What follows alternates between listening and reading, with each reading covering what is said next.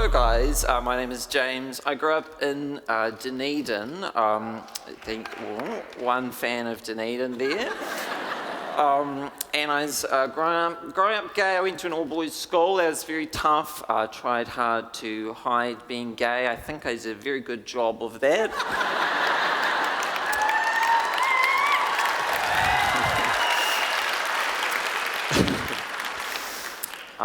No, it's fine.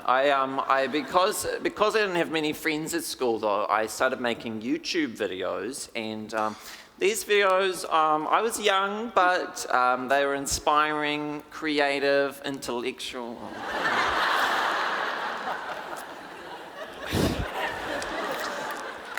Disgusting. But because I didn't have many friends at school to be in my videos, I get my mum to be in my videos.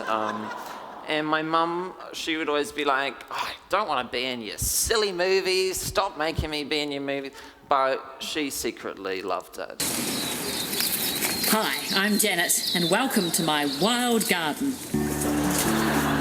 Oh, wait. Oh, God, it's Is that Pikachu? Go away! I don't love you anymore!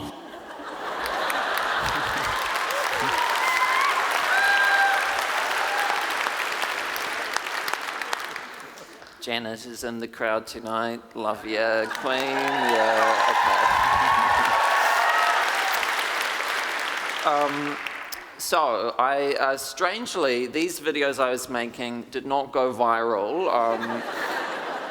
Only had one fan. It was this guy from America. Blurred out his face, but as you can tell, he's got incredible fashion sense.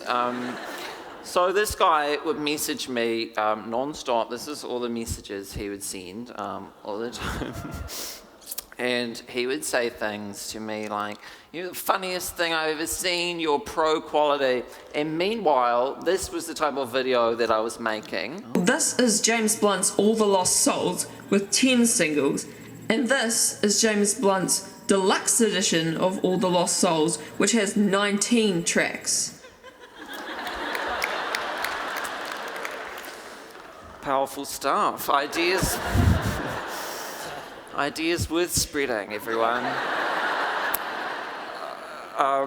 So yes, I did a lot of crazy things as a child. I was always doing weird stuff. One time in a science class at school, I decided I would make a science song. I made a parody of Justin Bieber Boyfriend, and I changed the lyrics to be about atoms bonding together. I'll show you a clip of that. If we were covalent, I never let you go. We could share electrons, so our valence will be full. Baby, you want 8, but you need a couple more. Got electrons in my shell that I really like to show. Science, science, science.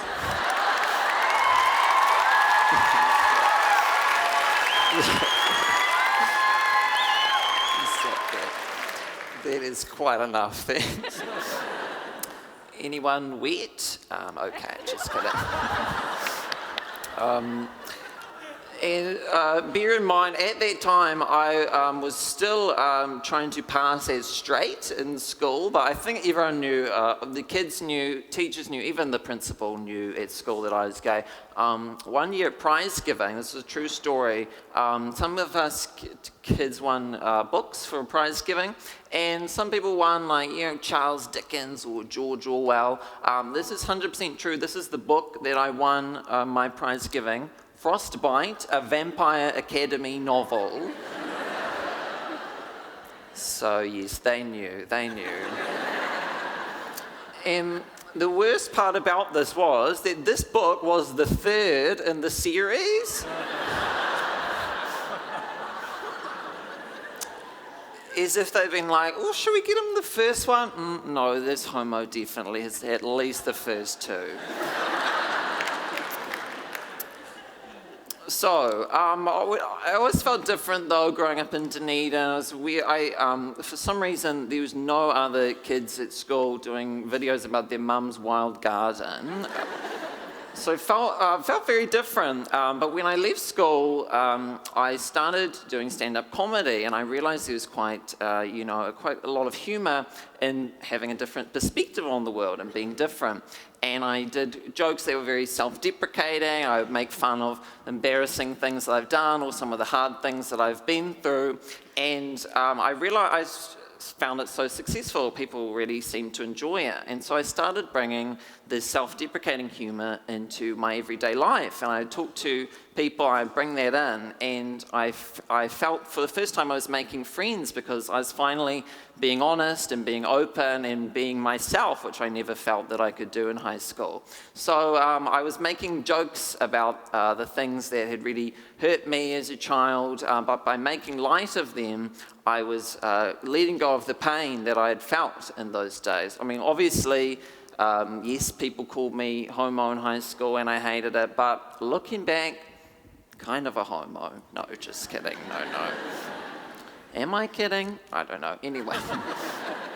But it was so exciting for me, and when I started taking myself less seriously, my life opened up in so many wonderful ways. I still make YouTube videos. Sometimes I upload my stand-up clips to YouTube, and I receive so many lovely comments from my fans.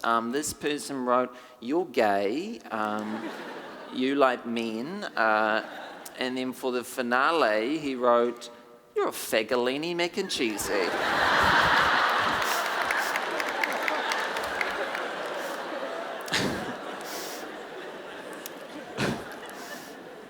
No, I love receiving this sort of thing now. It just makes me laugh. Obviously, it was hard for me growing up gay and being called a faggot and not fitting in Dunedin.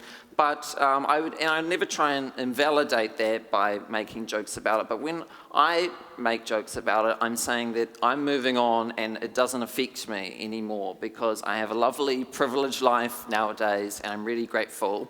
So when we share a laugh about our hardships, we instantly connect because we're brought together by the fact that life is hard and we all go through tough times. I'll be honest, you guys, I've got things that I'm not proud of from my life. I've had tough times, I've had dark secrets, but I'm not afraid to share them with you on stage right now.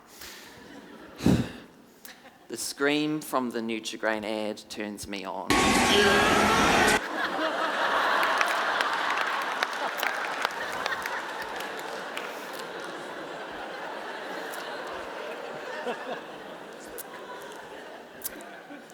I once went on holiday and left my electric blanket on for 3 weeks by accident. I cried watching Finding Nemo. I'm an anti-vaxxer. No, kidding. No, I'm joking. But when I started taking myself less seriously in life, I just had so much more fun because I was letting go of the need to feel like everything had to go perfectly. So give it a go, you cheeky sausages. Well, if you want to, you don't have to listen to me. Let's be honest, not the first white guy to do a TEDx talk. There's a reason it's called TED, it's because it's the most generic name for a white man you can think of. No, I'm joking. But if there's one thing that you should all take away today from all of the talks, it's never be afraid to be a fagolini mac and cheesy. Thank you guys.